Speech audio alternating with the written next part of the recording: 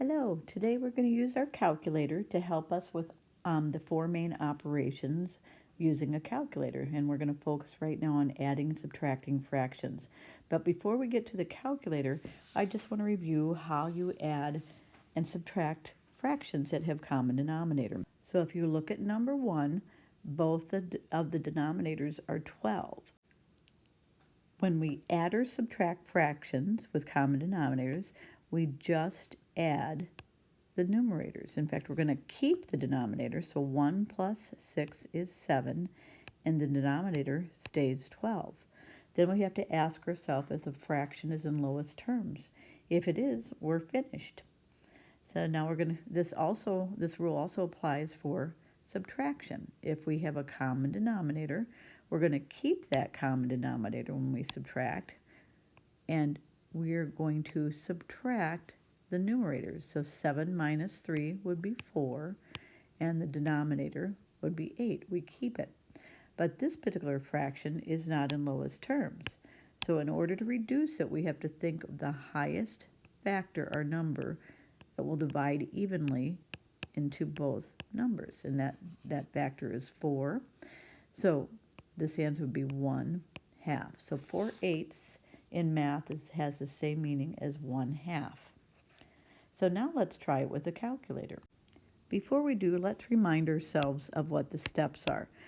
When we're entering a fraction in the calculator, we put the numerator, which is the top number, and then we use the A, B, C key. It is two or three keys from the clear button, and then we put the denominator,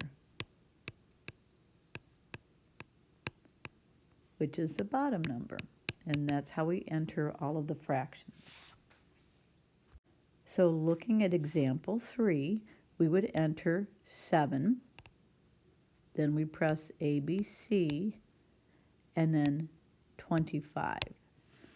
That's how we would enter 7/25. Then the operation is minus, so we would put that in, and then we'd enter 4 ABC 25 again. So now we have it entered in the calculator, and we would press enter or equal down at the bottom right on the calculator. And you should get 3/25. And the calculator will show it with this slanted fraction bar. That is in reduced form, and that's our final answer.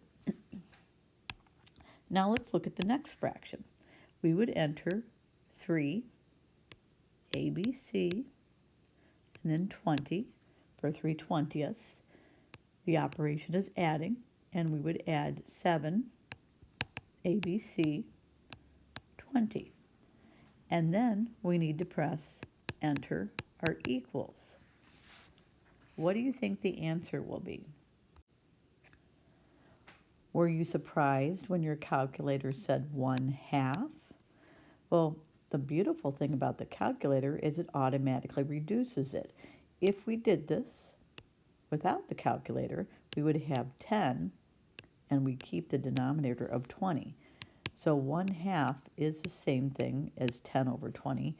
However, we always prefer to use the reduced form, our lowest terms if possible. So I'd like you to try 5 and then go on to 6 on your own. What is the answer in lowest terms for number 5? If you said 3/15, you were almost there. However, if you used your calculator, it would give you the reduced form, which is 1/5. What is the answer to number 6 in lowest terms? If you said 5/9, you are correct. That is as low as this fraction can be reduced to.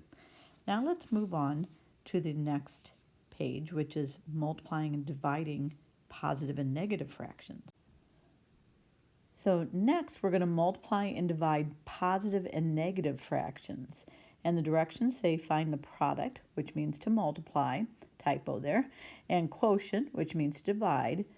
And we're going to use this on the following fractions. Be sure to use the integer rules. Now, we're going to do this with the calculator. However, before we figure it out, we want to use those rules to decide whether the answer is positive or negative.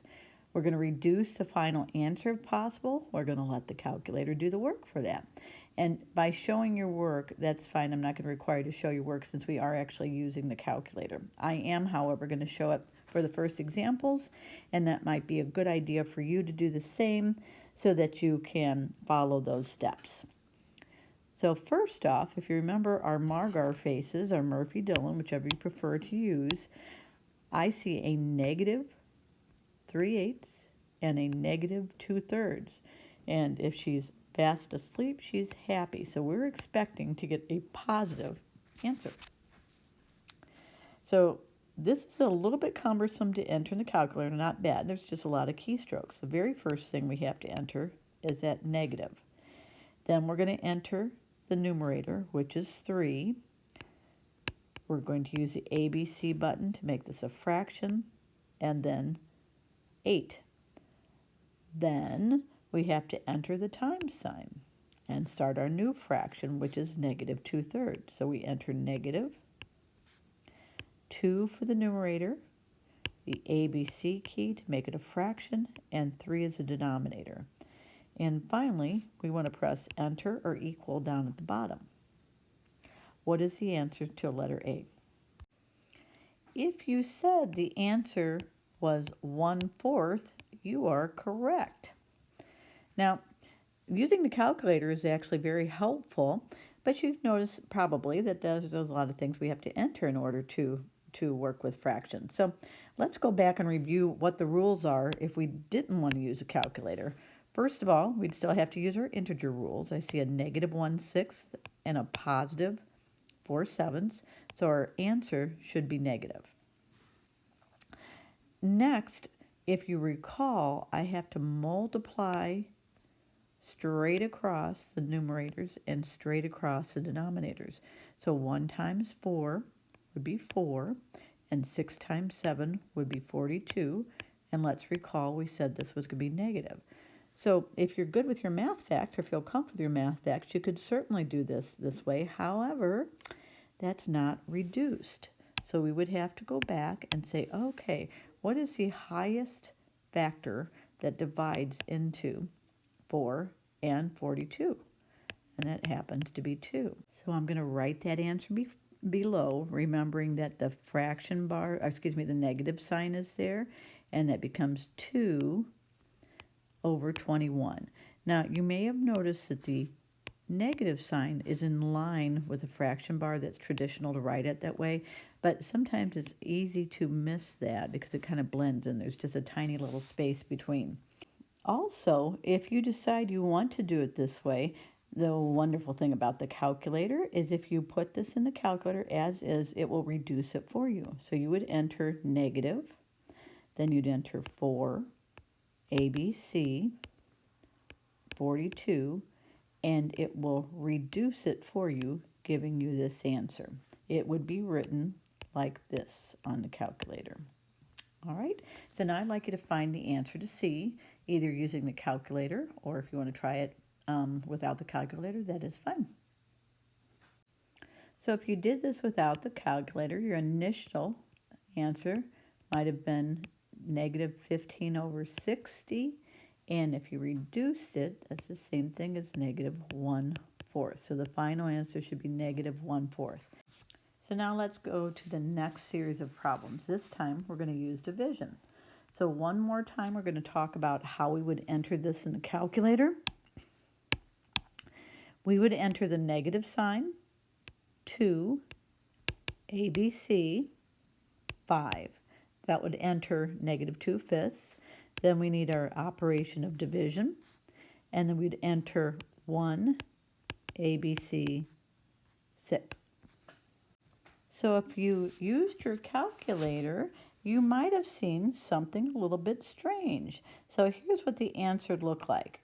Negative 2, U, and then it was 2/5. So what this means is the answer is negative 2 and 2/5. So that's the calculator way of telling us what this is. And U just means units, telling us that this number is the whole number. and this is how it writes a fraction. If you didn't have that answer, go back and double check, make sure you use division since we just got done using multiplication. Now, briefly, because this is important, I want to review how we do division by hand. When we do division, and you might remember, we've just gotten done using keep, change, change, but you might have done what's called keep, change, flip in years past. So that means you would keep this fraction, you would change this operation of division to multiplication, and then you would flip the other answer over. So I'm going to go ahead and assign the negative with the 2 and keep the positive 1. So if we use this Margar face, we're going to see that we're supposed to get a positive answer. So then I would multiply straight across. A negative times a negative is a positive. We're going to get a positive 18.